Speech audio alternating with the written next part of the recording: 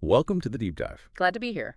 So today we're jumping into U.S. international trade, specifically looking at what Treasury Secretary Bessent said in a recent briefing.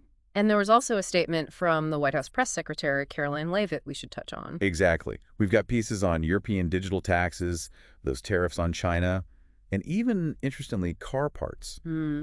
Our goal, really, is to get a handle on the main U.S. priorities right now and the challenges, especially with the EU and these digital taxes. Right, and that seems like a good place to start. The U.S. stance on those European digital service taxes is, well, pretty strong. Very strong. Secretary Bessent didn't mince words. He wants them gone. Eliminated. He actually called it a key condition for moving forward with trade talks with the EU. That's quite a line in the sand. It really is. It feels like more than just a minor disagreement. He described the taxes as unjust. And a heavy burden specifically on American companies, mostly the tech sector, right? Yeah, that was the implication. You have to wonder if they're framing it as, like, unfair targeting or maybe even a kind of double taxation. That's probably the argument. And what makes it tricky is that Europe itself isn't completely aligned here. Right.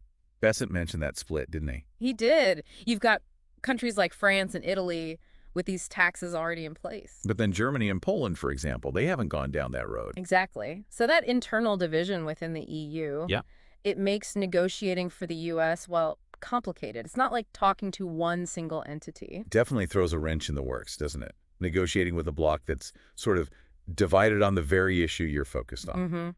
But while things seem a bit stuck, maybe, with the EU on this, the U.S. seems pretty active elsewhere, particularly in Asia. That's what the briefing suggested. Significant progress reported in trade talks with India and South Korea. Sounds like those are almost wrapped up. And Japan, too? Advanced stages there? Yes. Advanced stage with Japan. Bessent even hinted that the focus right now is maybe more on these Asian partners than the EU. Which could be strategic, if one negotiation is hitting a wall. To put your energy into others where you're making headway. Makes sense. A potential shift in priorities, perhaps. Okay, so let's shift gears then. China. Bessent had some pretty direct comments there, too. He did.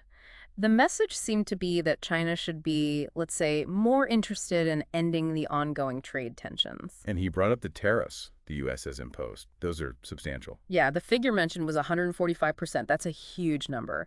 The underlying point being, can the Chinese economy really sustain that kind of pressure long term? It's definitely framed as a point of leverage for the U.S. Right. And interestingly, Bessent also mentioned that American companies are basically bracing themselves, preparing for supply chain disruptions. Which suggests this friction with China isn't seen as something temporary.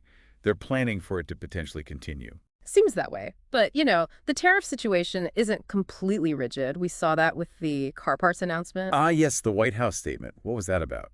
Press Secretary Leavitt announced President Trump signed an order to actually reduce tariffs on certain car parts. Oh, interesting. Why the reduction? It was framed as a direct response to complaints from the auto industry.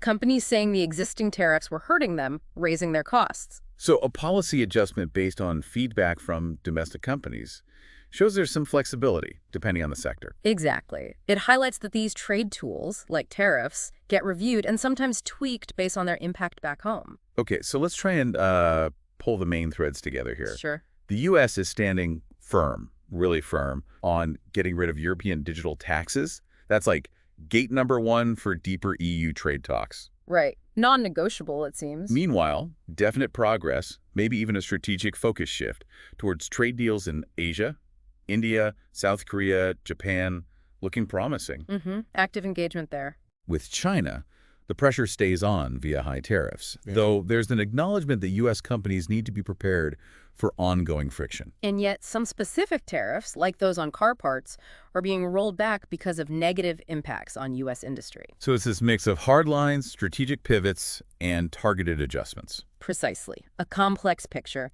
addressing different regions and issues with tailored approaches, while also listening to domestic concerns. So for you listening in, here's something to think about. Given all these moving parts, the tough stance with Europe, the push in Asia, the ongoing China dynamic, plus these domestic adjustments, what might the long-term consequences be, for how interconnected global economies are, and maybe for the strategies multinational companies need to adopt, navigate all this? Definitely something to keep an eye on. It is. Thanks for taking this deep dive with us today.